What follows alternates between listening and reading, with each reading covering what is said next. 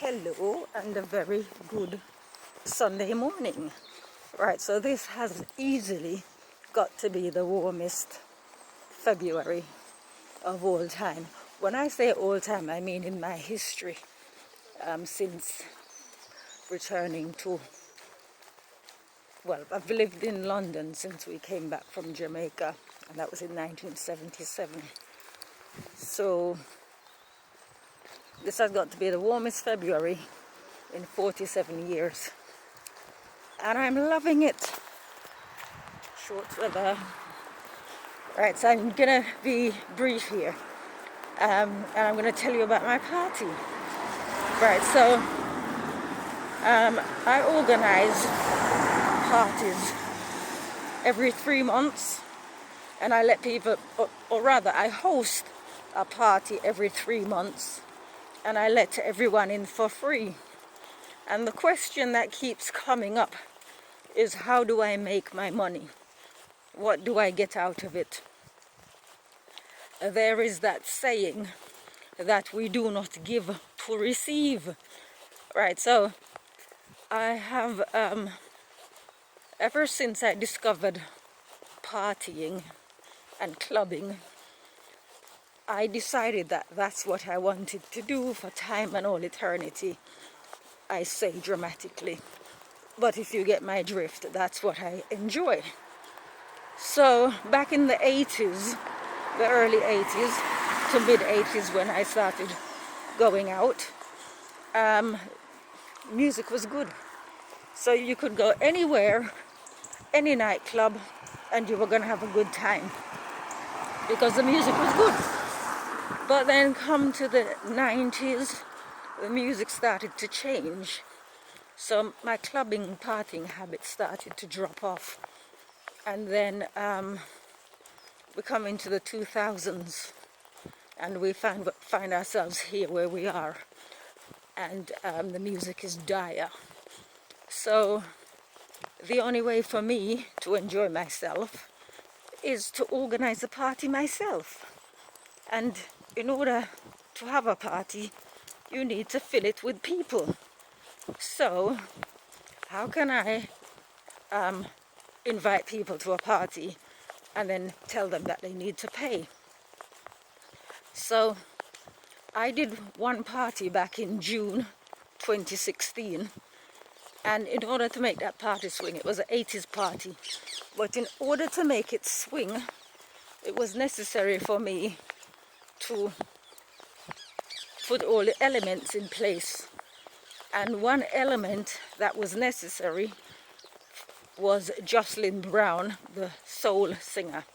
You would have heard of the song Somebody Else's Guy if you haven't Googled it. So I decided I was going to have her perform at the party. So what I did, I went on the internet and I did a search to find her. I found her agent, and within 24 hours I had paid a 50% deposit of £4,500. And literally the idea to have her sing at the party came to me, and within 24 hours I had tracked down her management and paid the deposit. So that was that. I've got the video. I always video my parties because it makes it easier. For example, if I need a venue, it makes it easier for me to just send a video over to whoever I'm trying to do business with as regards the party, for them to see what I do rather than to tell them what I do. So I always have a cameraman who does the filming and the editing, and then he uploads the video to YouTube. So so everything is out there on record. But I've been doing these parties going back to the 1990s, but back then I didn't have videos because it wasn't necessary. But I've never charged anyone to get into any of my parties. It doesn't matter how much I end up paying, what the expense is, everybody gets in for free. So my next party is going to be on Good Friday, and I'm having a jazz band that plays 1920s jazz, and they will be playing for 1 hour. I don't ordinarily provide food because I don't want to attract people who are just going to come to eat and then leave, because I've seen witnessed so many events, weddings, parties, etc., even funerals, where people literally come to eat, and as soon as their bellies are full, they leave, and then the party is empty. But I figured it would be the sophisticated thing to do to have a buffet. But not just a buffet, I wanted something very upmarket. It sounds like I'm a snob, but I like to do things properly. So I'm on my way to the gym now, as per usual, in my everyday get-up. And it was a gym member.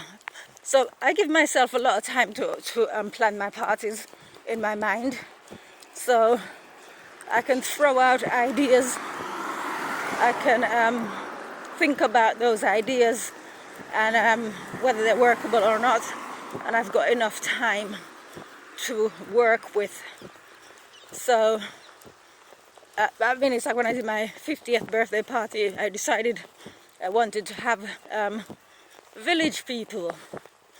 So I ended up hiring someone, a choreographer, and he provided 6 dancers. And they were sort of like the surprise element at the party.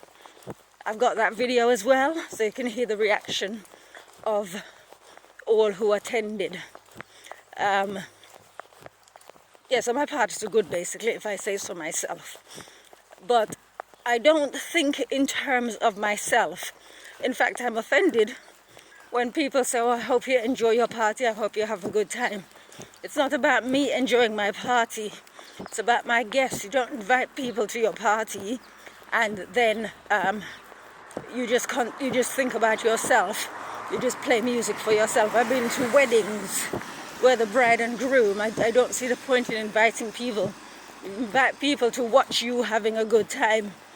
To me, that's selfish, right? If I'm having guests, it is for the guests to have a good time. So that's how I've planned. So anyway, a friend at the gym, where I mentioned that I was at the time of organizing this party, at the beginning, as per usual, I wasn't contemplating providing food, but I thought we're having a jazz band, and while people are sitting enjoying the music, as some will, others might dance, but whatever, I figured I would have the buffet so they can just sit, enjoy themselves as one would in a restaurant listening to a live band, the house band playing or something. So I was connected with someone, and I like his style because he was able to do a mock menu, a guide menu, and I like, in fact, I filled out the inquiry form and he got back to me minutes later, which was fantastic. That was yesterday. And we agreed that he's going to provide the catering. And I like his ideas, even though what I'm asking isn't what they normally do. He can accommodate me. I like that, because I said to him, it's a bit like I sew. I make curtains and blinds, but I can sew other things if necessary. So he's going to provide the food, and I'm looking forward to working with him for future events. Right, so the point of this video is reliability.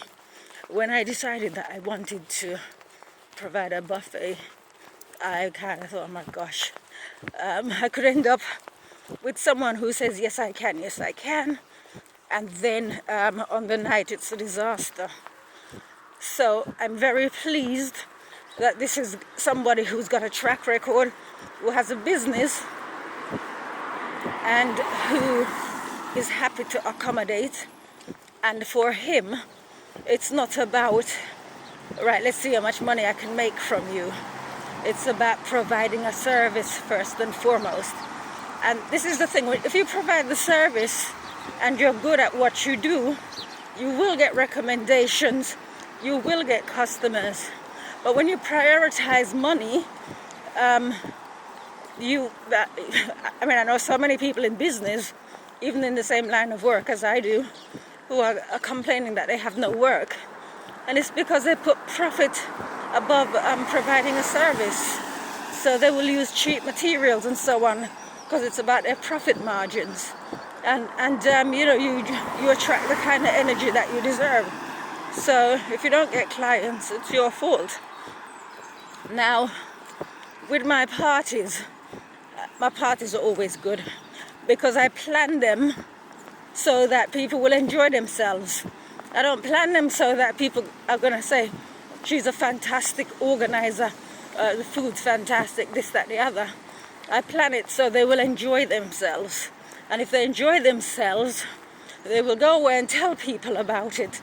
And eventually, as was the case when I was doing the parties back in the 90s, I ended up not having to advertise. I literally would say, right, I'm doing a party, such and such a date, and people would turn up. And that was it. So now that I've found a suitable venue, this is what I'm aiming at. Just wanting to put the date out, the theme, and people will supervise themselves. They'll log the date and they'll turn up without me having to remind them. So very much looking forward to that. So that's it.